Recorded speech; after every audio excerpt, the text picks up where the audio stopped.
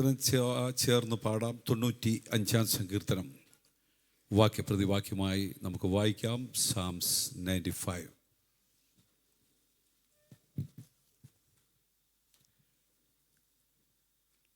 I request all the children also, please take your Bible, open your Bible, Psalms 95.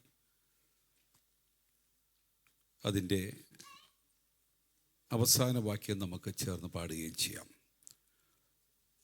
95 സങ്കീർത്തനം വായിക്കുന്നു. വരുവീൻ, നാം യഹോവയ്ക്ക് ഉല്ലസിച്ച് ഘോഷിക്കുക, നമ്മുടെ രക്ഷയുടെ പാറയ്ക്കാർപ്പിടുക.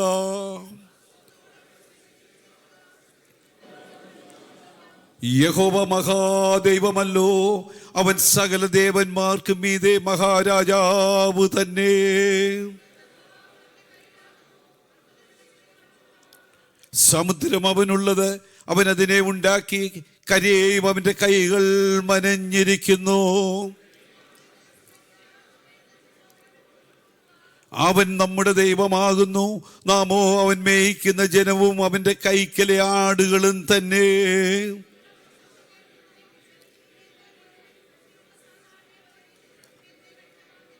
അവിടെ വെച്ച് നിങ്ങളുടെ പിതാക്കന്മാർ എന്നെ പരീക്ഷിച്ചു, എൻ്റെ പ്രവൃത്തി അവർ കണ്ടിട്ടും എന്നെ ശോധന ചെയ്തു.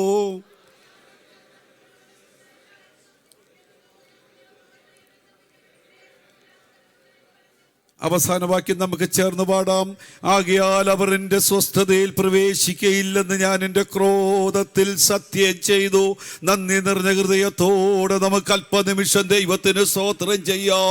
ഹൃദയത്തിൻ്റെ അന്തർഭാഗത്ത് നിന്ന് നന്ദി നിറഞ്ഞ ഹൃദയത്തോടെ കഴിഞ്ഞ ഒരാഴ്ച നമ്മെ അത്ഭുതകരമായി സൂക്ഷിച്ച, പരിപാലിച്ച, നടത്തിയ നല്ല ദൈവത്തെ സ്തുതിപ്പാൻ, ആരാധിപ്പാനായി ഒരുമിച്ചായിരിക്കുമ്പോൾ ഒരിക്കലൂടെ നിങ്ങൾ കരങ്ങൾ സ്വർഗത്തിലേക്ക് ഉയർത്തി കൊണ്ട് നന്ദിയോടെ നമുക്ക് ദൈവത്തിന് സ്തോത്രം ചെയ്യാം.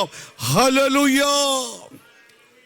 നമ്മെല്ലാവരും പ്രാർത്ഥനയോടെ ആയിരിക്കുമ്പോൾ സങ്കീർത്തനത്തെ വഹിച്ചുകൊണ്ട് പ്രിയ ബിജു ജോൺ ഇപ്പോൾ ചുരുക്കമായി പ്രാർത്ഥിക്കുന്നതായിരിക്കും.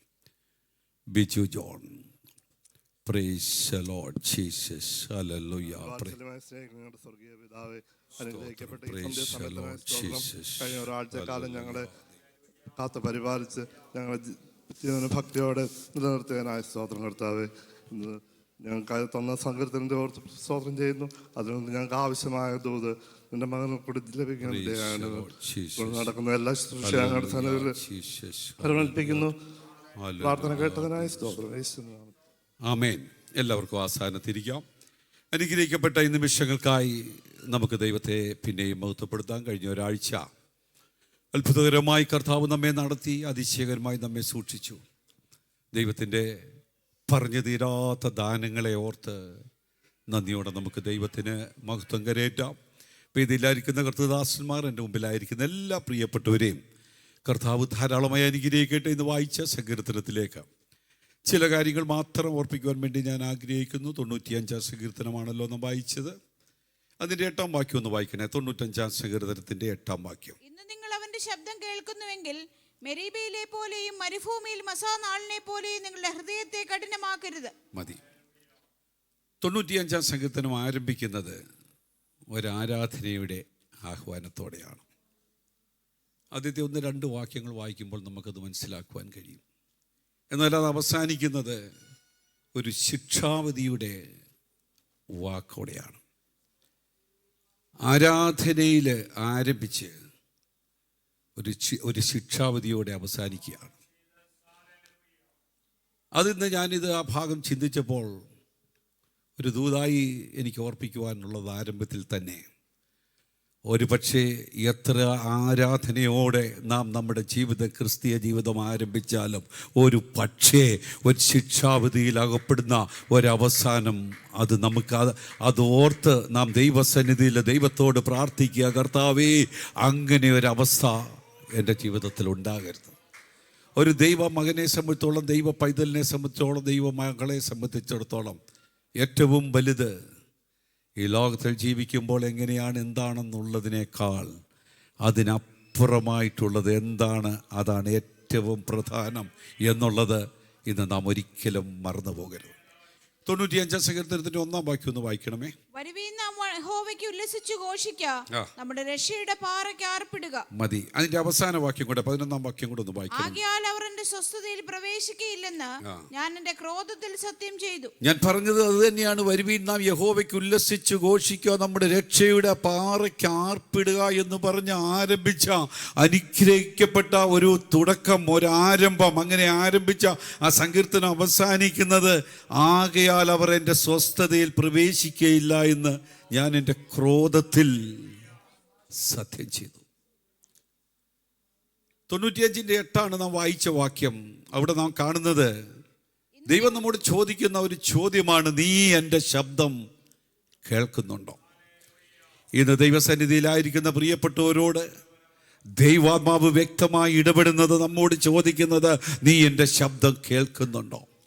ദൈവശബ്ദം കേൾക്കുകയും അതിൽ പ്രതികരിക്കുകയും ചെയ്യുന്ന ഒരു കൂട്ടർ.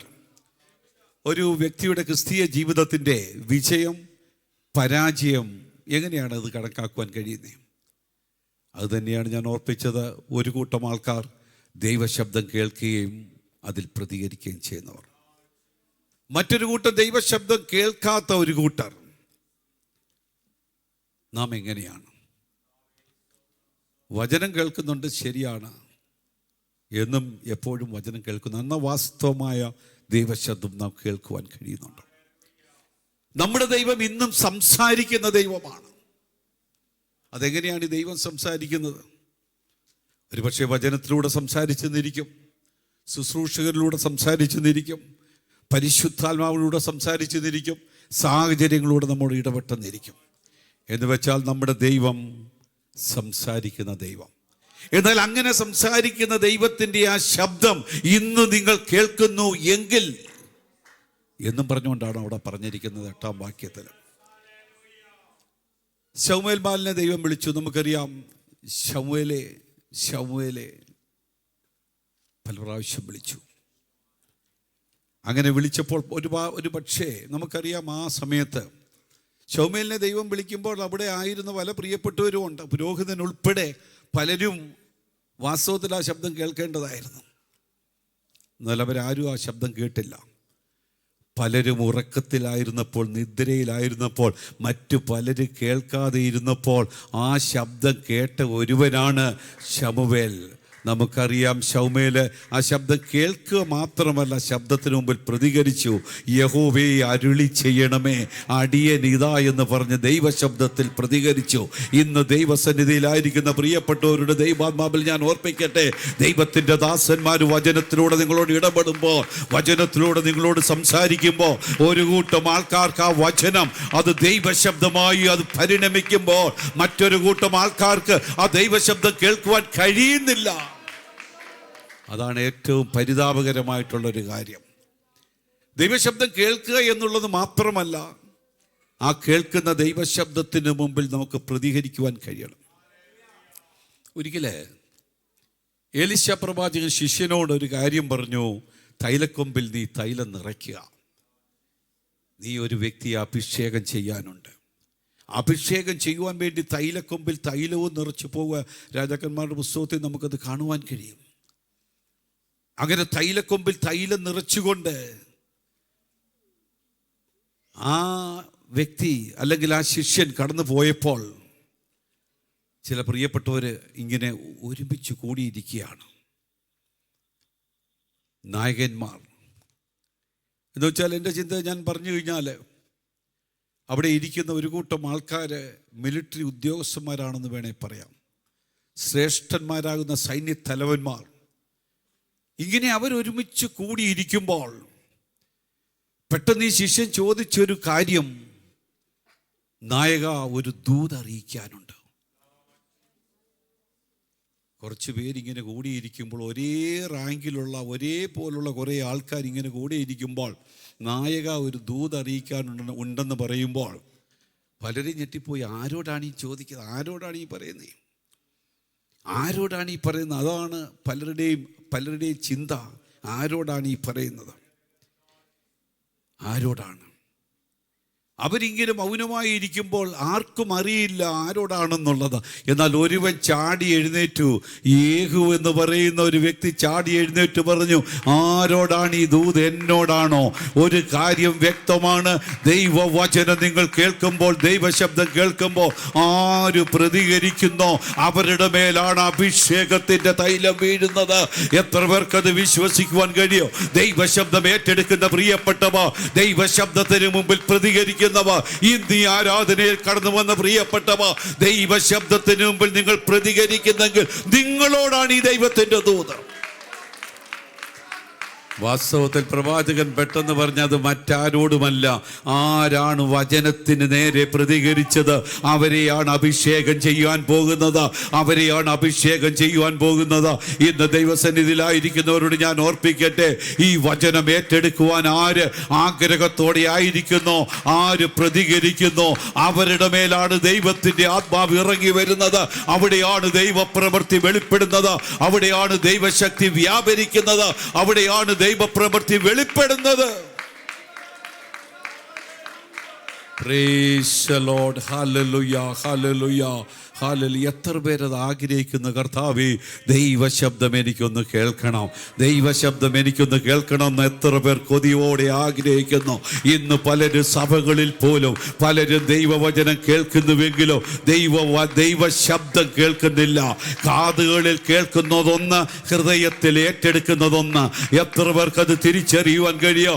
ദൈവശബ്ദം കേൾക്കുവാൻ വേണ്ടി നാം കാതോർക്കുന്നു എങ്കിൽ ദൈവാത്മാവ് നമ്മോട് ഇടപെട്ടുകൊണ്ടിരിക്കും. ഏറ്റവും അപകടകരമായിട്ടുള്ളൊരു കാര്യം ഹൃദയ കാഠിന്യമാണ്. ദൈവശബ്ദത്തിന് മുമ്പിൽ ഹൃദയത്തെ കഠിനമാക്കുന്ന കല്ല് പോലെയുള്ള ഹൃദയം ദൈവപ്രവൃത്തിയെ തടയുകയാണ്. നമുക്കറിയാം, ഫറവോന്റെ അരികിലേക്ക് മോശ കടന്നു ചെന്നു. മുന്നറിയിപ്പ് നൽകിയിട്ടും അത്ഭുതങ്ങൾ കണ്ടിട്ടും കാണുന്തോറും ഹൃദയം കഠിനമായിക്കൊണ്ടിരിക്കുകയായിരുന്നു.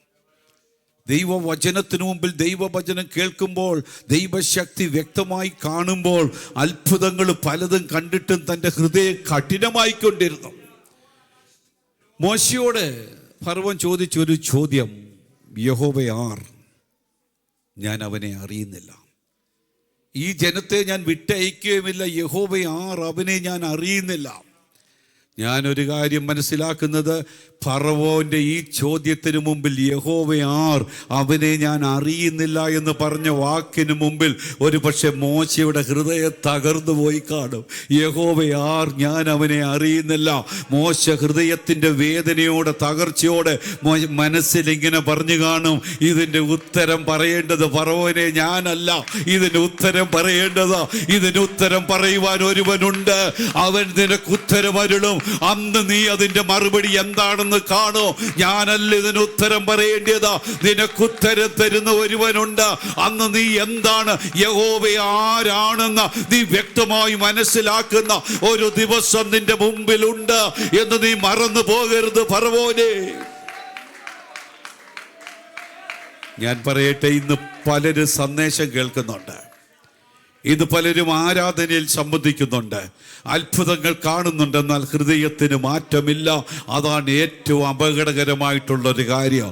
ദൈവസന്നിധിയിലായിരിക്കുന്ന ദൈവജനത്തോട് ദൈവാത്മാവിൽ ഞാൻ വിളിച്ചു പറയട്ടെ, ഈ ദൈവശബ്ദം യഥാർത്ഥമായി നിങ്ങളുടെ കാതുകളിൽ മുഴങ്ങുമ്പോൾ, ദൈവശബ്ദം കേൾക്കുമ്പോൾ, അത് പൂർണ്ണമായി ദൈവ ജീവിതത്തിൽ അത് ഏറ്റെടുക്കുവാൻ കഴിയുമെങ്കിൽ അവിടെയാണ് ദൈവത്തിൻ്റെ പ്രവൃത്തി വെളിപ്പെടുന്നത്. അവിടെ നാം വായിച്ചു, ഇന്ന് നിങ്ങൾ അവൻ്റെ ശബ്ദം കേൾക്കുന്നു എങ്കിൽ മരുഭൂമിയിലെ നാളിനെ പോലെ നിങ്ങളുടെ ഹൃദയം കഠിനമാക്കരുത്. ദൈവശബ്ദം കേൾക്കണം, അതനുസരിക്കണം. അതാണ് ഈ സങ്കീർത്തനത്തിൻ്റെ പ്രധാനപ്പെട്ട കാര്യം, കാതലായിട്ടുള്ളൊരു കാര്യം. അത് കേൾക്കണം, അനുസരിക്കണം. ഈ വാക്യത്തിൽ ഏറ്റവും ശക്തമായിട്ടുള്ളൊരു ദൂത് ഇന്ന്, ആ വാക്യം 8-ാം വാക്യം ഒന്നുകൂടെ ഒന്ന് വായിക്കണമേ. ഇന്ന് നിങ്ങൾ അവന്റെ ശബ്ദം കേൾക്കുന്നു. മതി. ഇന്ന്, നാളെയല്ല, അടുത്ത മാസമല്ല, ഇന്ന്. ദൈവം പലപ്പോഴും പറയുന്നത്, ദൈവം സംസാരിക്കുന്നത് ഇന്നാണ്. ഇന്ന് 2 കൊരിന്ത്യർ 6 അതിൻ്റെ 2-ാം വാക്യത്തിൻ്റെ അവസാന ഭാഗം ഒന്ന് വായിക്കണമേ. 2 കൊരിന്ത്യർ 6-ന്റെ 2-ാം വാക്യത്തിൻ്റെ അവസാന ഭാഗം. വായിച്ചു. ശുശ്രൂഷയ്ക്ക് ആക്ഷേപം വരാതിരിക്കേണ്ടതിന് ഞങ്ങൾ ഒന്നിലും ഇടർച്ചയ്ക്ക് ഹേതു കൊടുക്കാതെ. അതാണോ 2 കൊരിന്ത്യർ 6-ാം അധ്യായത്തിന്റെ 2-ാം വാക്യത്തിന്റെ അവസാനം. പ്രസാദകാലത്ത് ഞാൻ നിനക്ക് ഉത്തരമരുളി, രക്ഷാദിവസത്തിൽ ഞാൻ നിന്നെ സഹായിച്ചു എന്ന് അരുളി ചെയ്തുവല്ലോ. അടുത്തത് ഇപ്പോഴാകുന്നു സുപ്രസാദ കാലം, ഇപ്പോഴാകുന്നു രക്ഷാദിവസം. ഇതാണ് ദൈവം പറയുന്നത്. ഇപ്പോഴാണ് രക്ഷാദിവസം, ഇപ്പോഴാണ് സുപ്രസാദ കാലം. ദൈവജനത്തോട് ദൈവാമുമ്പ് ഞാൻ ഓർപ്പിക്കട്ടെ, ദൈവം നമ്മോട് സംസാരിക്കുന്നത് നാളെയല്ല, നിന്റെ വിഷയങ്ങൾ നാളത്തേക്ക് മാറ്റിവെക്കുവാനല്ല, ഒരു മാസം കഴിഞ്ഞ് ഞാൻ കർത്താവിന് വേണ്ടി ചിലത് ചെയ്യാമെന്നുള്ളതല്ല, ഒരു വർഷം കഴിഞ്ഞ് ഞാൻ മറ്റു കാര്യങ്ങളൊക്കെ ഒന്ന് ശരിയാക്കിയിട്ട് ഞാൻ എൻ്റെ ദൈവത്തിന് വേണ്ടി ചിലത് ചെയ്യാമെന്നുള്ളതല്ല. ഇന്നാണ് ദൈവം നിന്നെ വിളിക്കുന്നത്, ഇന്ന് രാത്രിയാണ് വിളിക്കുന്നത്, ഈ ആരാധനയുടെ നിമിഷത്തിലാണ് വിളിക്കുന്നത്. ഇന്നലെ വിളിക്കുന്നത് പിശാച് പറയുന്നത് നാളെ മതി, പിശാച് പറയുന്നു ഒരാഴ്ച കഴിഞ്ഞു മതി, പിശാച് പറയുന്നു ഒരു മാസം കഴിഞ്ഞു മതി, അല്ല ഒരു വർഷം കഴിഞ്ഞു മതി. എന്നാൽ എൻ്റെ ദൈവം ഇന്ന് രാത്രി പറയുന്നത് ഇന്നാണ് നിന്റെ ദിവസം, ഇന്നാണ് നിന്റെ ദിവസം. നമുക്കറിയാം, ഈ നോഹയുടെ പെട്ടകത്തിന്റെ വിഷയം, ആ സംഭവം നമുക്കറിയാം. ദീർഘവർഷങ്ങൾ നോഹ പ്രസംഗിച്ചു, പലരും ആ പ്രസംഗം ചെവിക്കൊണ്ടില്ല. അവസാനം ആ ദിവസം വന്നു. നോഹയോട് ദൈവം പറഞ്ഞു പെട്ടകത്തിലേക്ക് കയറാൻ പറഞ്ഞു. പെട്ടകത്തിലേക്ക് കയറി. മൃഗങ്ങളും ഇഴജന്തുക്കളും പക്ഷികളും പർവ്വജാതികളുമെല്ലാം, ചിലത് ഈരണ്ടായി, ചിലത് 7 കയറി. ഞാൻ അതിനെക്കുറിച്ച് വിശദീകരിക്കുവാൻ വേണ്ടിയല്ല. വാസ്തവത്തിൽ അന്ന് കയറിക്കൊണ്ടിരിക്കുമ്പോഴെങ്കിലും മറ്റു ചിലർക്ക് പെട്ടെന്ന് വന്ന് കയറാമായിരുന്നു, രക്ഷ പ്രാപിച്ചേനെ. എൻ്റെ ചിന്ത ഞാൻ പറയാം. നോഹയുടെ കുടുംബത്തിലെ ആൾക്കാരവിടെ കയറി. അനേകം മൃഗങ്ങൾ, ഇഴജാതികൾ, പറവജാതികളൊക്കെ ഇങ്ങനെ കയറിക്കൊണ്ടിരിക്കുമ്പോൾ അന്നെങ്കിലും വേണമെങ്കിൽ ഇവർക്ക് കയറാമായിരുന്നു. അവർ ചിന്തിച്ചു, അത് ഇപ്പോഴൊന്നും ഒന്നും സംഭവിക്കാൻ പോകുന്നില്ല, അത് നാളെ സംഭവിക്കത്തുള്ളൂ, ഒരാഴ്ച കഴിഞ്ഞേ സംഭവിക്കത്തുള്ളൂ, സംഭവിച്ചാൽ പോലും ഒരു മാസം കഴിഞ്ഞേ ഉള്ളൂ, ഒരു വർഷം കഴിഞ്ഞേ ഉള്ളൂ. എന്നാൽ ദൈവം വളരെ വ്യക്തമായി ഓർപ്പിക്കുന്നത്, കുഞ്ഞെ, നിന്റെ ജീവിതത്തിൽ നാളെ ഒന്നൊരു നിമിഷമില്ല, ഇന്ന് രാത്രി ദൈവസന്നിധിയിൽ എത്ര പേര് ഏറ്റുപറയുവാൻ കഴിയോ? എത്ര പേർക്ക് ജീവിതത്തിൽ അത് ഏറ്റെടുക്കുവാൻ കഴിയോ? അത് നാളെയല്ല, ഇന്ന് രാത്രി. ഇതാണ് സുപ്രസാദ നിമിഷം, ഇതാണ് രക്ഷാ ദിവസം. എത്ര പേർക്ക് ജീവിതത്തിൽ അത് ഏറ്റെടുക്കുവാൻ കഴിയോ? അത് നാളെയല്ല, ഇന്ന് തന്നെ, ഇന്ന് രാത്രി. അവിടെ നാം വായിക്കുന്നത്, ദൈവം പെട്ടകത്തിന്റെ വാതിലടച്ചു. ദൈവം പെട്ടകത്തിന്റെ വാതിലടച്ചാൽ ലോകത്തിൽ ഒരു ശക്തിക്കും ആ വാതിൽ പിന്നെ തുറക്കുവാൻ കഴിയയില്ല. ഇന്ന് രാത്രി ദൈവാത്മാവിൽ ഞാൻ ഒരു കാര്യം ഓർപ്പിക്കുവാൻ ആഗ്രഹിക്കുന്നത്, ഒരു പക്ഷെ ദീർഘനാള് ദൈവം നിനക്ക് അവസരം തന്നിട്ടുണ്ടായിരിക്കാം. ഇന്നലെ വരെ നിനക്ക് അവസരം തന്നിട്ടുണ്ട്, ഇന്ന് വരെ നിങ്ങൾക്ക് അവസരം തന്നിട്ടുണ്ട്. 5 മണി കഴിഞ്ഞ് 55 മിനിറ്റ് വരെ നിങ്ങൾക്ക് അവസരം തന്നിട്ടുണ്ട്. എന്നാൽ ഒരു കാര്യം വളരെ വ്യക്തമാ, കുഞ്ഞെ, നിനക്കിനി അവസരം നിന്റെ മുമ്പിൽ ഉണ്ട് എന്ന് നീ ചിന്തിക്കരുത്. ഇനി നിന്റെ മുമ്പിൽ അവസരമുണ്ടെന്ന് ചിന്തിക്കരുത്. ഇതാണ് സുപ്രസാദ ദിവസം, ഇതാണ് സുപ്രധാന നിമിഷം. എത്ര പേർക്ക് ആത്മാവിൽ അത് ഏറ്റെടുക്കുവാൻ കഴിയുന്നു? ഇതാണ് രക്ഷാ ദിവസമെന്ന് എത്ര പേർക്ക് ഏറ്റെടുക്കുവാൻ കഴിയും? മരുഭൂമിയിലെ നാളിനെ പോലെ നിങ്ങളുടെ ഹൃദയം കഠിനമാക്കരുത്. ദൈവസന്നിധിയിൽ കടന്നു വന്ന പ്രിയപ്പെട്ടവർക്ക് എത്ര പേർക്ക് ഇന്ന് രാത്രി ദൂത് ഏറ്റെടുക്കുവാൻ കഴിയും? ദൂത് ഏറ്റെടുക്കുന്ന പ്രിയപ്പെട്ടവർ കരം തട്ടി ദൈവത്തെ മഹത്വപ്പെടുത്തിക്കാട്ട്, കരമടിച്ച് ദൈവത്തെ സ്തുതിച്ചാട്ട് ഇന്ന് രാത്രി ദൈവസന്നിധിയിൽ അത് പൂർണ്ണമായി ഏറ്റെടുക്കുന്ന പ്രിയപ്പെട്ടവരെ ഓർത്ത് ഞാൻ ദൈവത്തെ സ്തുതിക്കുന്നു. ഇന്ന് നിങ്ങൾ അവന്റെ ശബ്ദം കേൾക്കുന്നു എങ്കിൽ നിന്റെ ഹൃദയം കഠിനമാക്കരുത്, നിങ്ങളുടെ ഹൃദയം കഠിനമാക്കരുത്. ഇവിടെ ദൈവം പറയുന്നത്, എൻ്റെ വാക്ക് കേൾക്കുക. മരുഭൂമിയിലെ അനുഭവം ഇനി നീ ആവർത്തിക്കരുത്. എന്തുവായിരുന്നു മരുഭൂമിയിലെ അനുഭവം? പകൽ മേഘസ്തംഭത്തിലൂടെ അവരെ നടത്തി, രാത്രി അഗ്നിസമ്പത്തിലൂടെ അവരെ നടത്തി. അവരുടെ ജീവിതത്തിൽ വേണ്ടതെല്ലാം അവർക്ക് നൽകിക്കൊടുത്തു. 40 വർഷം അവരുടെ ജീവിതത്തിൽ വേണ്ടതായിട്ടുള്ള ആഹാരം, ഭക്ഷിക്കുവാൻ വേണ്ടതെല്ലാം, കുടിക്കുവാനുള്ള ജലം, അവരുടെ മുമ്പിൽ മഹാസമുദ്രം വലിയ തടസ്സമായി നിന്നപ്പോൾ മുമ്പോട്ട് പോകുവാനുള്ള സകല സാധ്യതകളും അസ്തമിച്ചുകൊണ്ട് മഹാസമുദ്രം അവരുടെ മുമ്പിൽ നിന്നപ്പോൾ ഓരോ നിമിഷം കൊണ്ട് സമുദ്രത്തെ വിഭാജിച്ച് അതിൻ്റെ നടുവിലൂടെ ഉണങ്ങിയ നിലത്തിലൂടെ അവരെ നടത്തിയെങ്കിൽ 40 സംവത്സരം അത്ഭുതകരമായി അവരെ സൂക്ഷിച്ചു നടത്തി പരിപാലിച്ചെങ്കിലും അവർ ദൈവത്തിനെതിരായി പിറുപിറുത്തു. ദൈവത്തിന്റെ ഇഷ്ടത്തിനെതിരായി അവർ പലതും ചെയ്തു. അതിന്റെ ഫലമായി അവരിൽ പലരും ആഗ്രഹിച്ച തുറമുഖത്ത് ചെന്നെത്തുവാൻ കഴിഞ്ഞില്ല. രാത്രി ദൈവസന്നിധിയിലായിരിക്കുന്ന പ്രിയ ദൈവമക്കളോട് ഞാൻ ഓർപ്പിക്കട്ടെ, ഒരു പക്ഷേ നാം ചിന്തിക്കും, ഒരിക്കൽ രക്ഷിക്കപ്പെട്ടു, ഒരിക്കൽ സ്നാനപ്പെട്ടുവെങ്കിൽ അതോടുകൂടെ എല്ലാം ലഭിച്ചുവെന്ന് ആര് കരുതരുത്. അതോടുകൂടെ എല്ലാം കഴിഞ്ഞുവെന്ന് കരുതരുത്.